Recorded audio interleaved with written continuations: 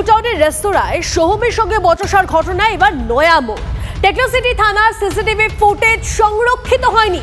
আর কি আপডেট জানাবেন আমাদের প্রতিনিধি শ্রাবন্তী আমাদের সঙ্গে রয়েছেন। শ্রাবন্তী, দেখো, যে ফুটেজ জমা দেওয়ার কথা বলা হয়েছিল আদালতের পক্ষ থেকে, সেই ফুটেজই আজকে রাজ্য সরকারের পক্ষ থেকে জানিয়ে দেওয়া হলো যে টেকনোসিটি যে থানা সিসিটিভি ফুটেজ সেটা সংরক্ষিত হয়নি এবং সেক্ষেত্রে তারা জানিয়েছে যে এই সিসিটিভি কাজ করলেও সেটা রেকর্ড হয়নি, কারণ এবং সেটা ঘটনার বেশ কিছুদিন আগে থেকেই, এমন নয় যে ওই দিনেরটা শুধু হয়েছে, তার আগে বেশ কিছুদিন থেকে ওই সিসিটিভি ফুটেজ এখনো পর্যন্ত কাজ করছে না।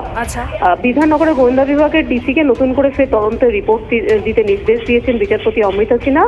31শে জুলাইয়ের মধ্যে অগ্রগতির রিপোর্ট পেশের নির্দেশ এবং তারপর এই ব্যাপারে সিদ্ধান্ত নেবে আদালত।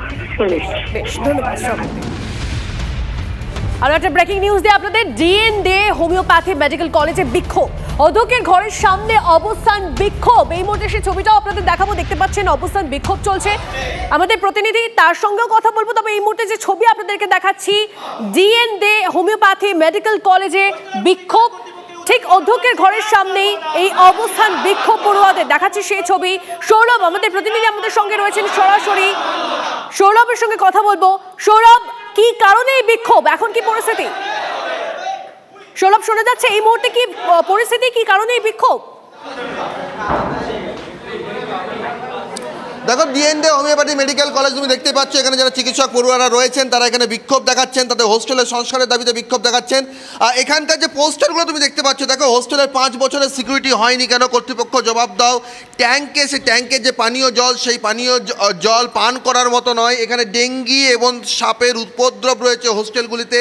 লেডিসদের কোনো হোস্টেল নেই, মহিলা যারা চিকিৎসক পড়ুয়া তাদের কোনো হোস্টেল নেই, এবং সেই সব কারণেই দুপুর একটা থেকে তুমি দেখতে পাচ্ছ যে প্রিন্সিপালের ঘরের ভেতরে যারা অধ্যক্ষের ঘরের ভেতরে অন্য শিক্ষক চিকিৎসকরা রয়েছেন, ভেতরে প্রিন্সিপাল ইনচার্জ রয়েছেন ডক্টর সুভাষিস গাঙ্গুলি, তিনি ভেতরে রয়েছেন, এবং তার বাইরে কিন্তু তার অফিসের বাইরে এখানে তালা লাগিয়ে দেওয়া হয়েছে। দুপুর 1টা থেকে প্রায় 5 ঘন্টা হতে চললো এই অবস্থায় আটকে রয়েছেন ডিএনডে হোমিওপ্যাথি মেডিকেল কলেজের চিকিৎসকেরা। আমরা প্রিন্সিপাল ইনচার্জের সঙ্গে একটু আগে কথা বলেছিলাম, তার বক্তব্য হচ্ছে তিনি স্বাস্থ্য ভবনকে জানিয়েছেন বিষয়টি, এবং ছাত্রছাত্রীদের যে দাবি দেওয়া, সেই দাবি দেওয়াটা যে একেবারে অযৌক্তিক এমনটাও তিনি বলছেন না।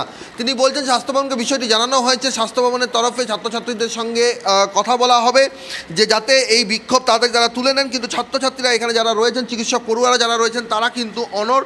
তাদের বক্তব্য হচ্ছে যে দীর্ঘদিন ধরে তারা কর্তৃপক্ষের আশ্বাস শুনে এসছেন, কিন্তু আর নয়। তারা চাইছেন যে একটা সদর্থক ভূমিকা পালন করা হোক, এবং কলেজের উন্নয়নে যে টাকা বরাদ্দ হয়েছে সেই টাকার যথাযথ খরচ হোক। কী দাবি, কেন তোমরা ঘেরাও কেন করলে? তোমরা তো এই বিষয়টা তোমরা আলোচনার মাধ্যমে মেটাতে পারতে। এখন 5 ঘন্টা হতে চললো, কতক্ষণ চলবে তোমাদের ঘেরাও? আমরা যতক্ষণ না লিখিত কোনো আশ্বাস পাচ্ছি আমাদের এই অনশন চলবে, আন্দোলন চলবে। অধ্যক্ষ বলছেন স্বাস্থ্য ভবনের সঙ্গে তারা যোগাযোগ করেছেন, এবং স্বাস্থ্যভবন বলেছেন যে অবস্থান বিক্ষোভ তুলে নিতে এই যে সমস্যা নিয়ে তোমরা বসেছো সেই সমস্যার আলোচনা হবে। তোমরা কি তাতে মানে স্বাস্থ্য ভবনে আশ্বাসে তোমরা উঠে যাবে? না, আমরা জাস্ট মুখের কথাতে আমরা রাজি নই আন্দোলন তুলতে। তার কারণ হচ্ছে এরকম আশ্বাস, এরকম কথা আমরা আগেও অনেকবার বলেছি, আগেও অনেকবার শুনেছি, কিন্তু আমাদের মেনলি কাজ, আমাদের যে প্রবলেম, যে সলিউশন, সেটা কোনো দিন মানে শুরুই হয় না। যে আমাদের যে প্রবলেমগুলো যেগুলো একটু সুরাহা করবো, এই যে একটা চেষ্টা, সেই চেষ্টা আমরা দেখতে পাই না। কেন ঘেরাও করতে হচ্ছে তোমাদেরকে? কি কারণে তোমাদেরকে এই অবস্থান বিক্ষোভ চালিয়ে নিয়ে যেতে হচ্ছে? আমাদের কলেজটা 1927 সালে স্ট্যাবলিশ। আজকে এখন পর্যন্ত আমাদের ইউজি স্টুডেন্টদের জন্য ভালো কোনো হোস্টেল নেই, যেখানে মাত্র 40। মানে বোঝা যাচ্ছে সৌরভ, তাদের একাধিক দাবি দেওয়া হচ্ছে, যদিও তারা এখন অবধি মুখের কথায় শুধুমাত্র কোনো রকম ভাবে আশ্বস্ত হচ্ছেন না। অবশ্যই আমাদের এদিকে নজর থাকবে, নজর রাখো সৌরভ। আপাতত ধন্যবাদ।